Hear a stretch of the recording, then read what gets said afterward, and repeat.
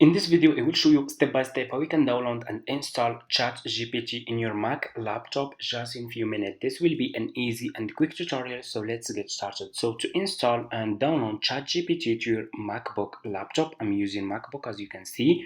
All you have to do is you need to go to Google and search for ChatGPT. Click on the first link, sign up by using your email address. Sign up process is super easy and simple. After you finish, this will be your home page and you should have an account like this one with ChatGPT.